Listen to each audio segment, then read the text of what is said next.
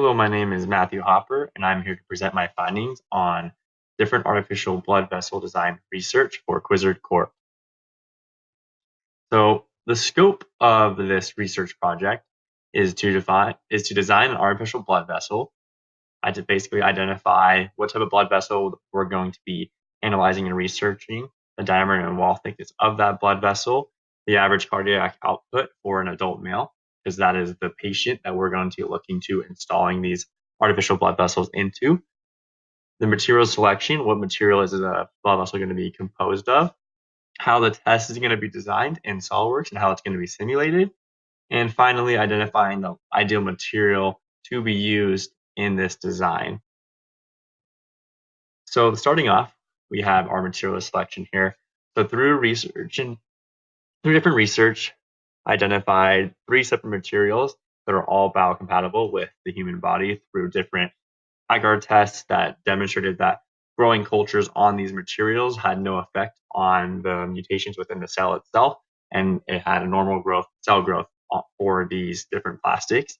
We have polyethermide or PEI, polyetherketene or PEEK, polypropylene copolymer or PPCO, and each of these have their own material properties, which we'll see later. And they also have their own shear modulus or shear moduli that define their resistance to elongation or swelling. So we have 1.06 gigapascals for PEI, 2.78 gigapascals for PEEK, and then 4.495 gigapascals for PPCO. Now, to start off with the simulation, we're going to have three separate designs. In design 1, the tube length is going to be 1 millimeter. You're going to have a 6 millimeter diameter through the research of focusing on the carotid artery and 1 millimeter wall thickness. The second design is going to have the same diameter and thickness because that's the diameter and thickness of the carotid artery, but a tube length of 10 millimeters. And finally, the third simulation is going to have the same diameter and thickness, but a tube length of 100 millimeters. Now, the example of the simulation can be seen here, in which you have your tube. This is a 10 millimeter tube with an inlet volume flow of 6.08 liters per minute, which was determined to be the nominal cardiac output of an adult male, or 0.000101 meters cubed per second. And then on the other side of the pipe, you're going to have an output with it's going to be just the environmental pressure.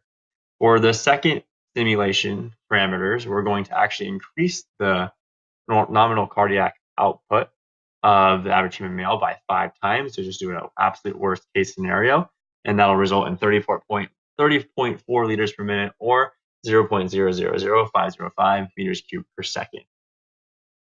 So for the nominal cardiac output, these are the results. On the left side, you have shear stress versus length.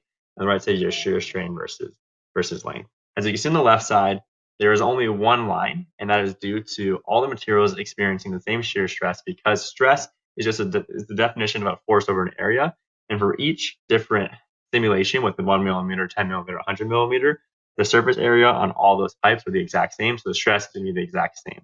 However, with the shear strain is calculated a little differently. It's taking your shear stress and dividing it by the shear moduli of that material to figure out the actual elongation of that material or swelling of it over time. So materials like PEEK that have a very high shear moduli have a very low shear strain.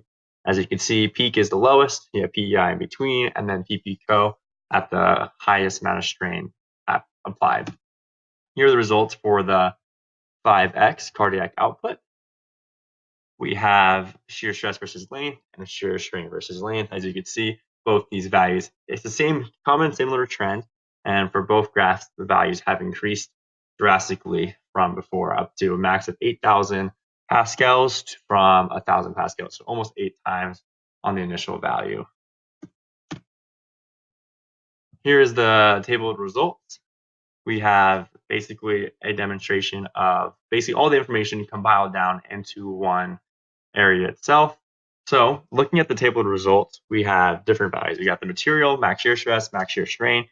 And for this simulation only, we're looking at max shear strain because that is the value that changes with the different shear moduli that each material has.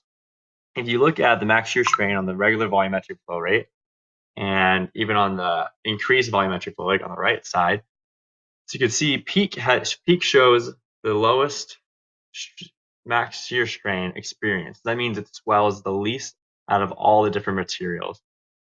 However, PEI is very close, and it's actually within a 90% range on the 10 millimeter length.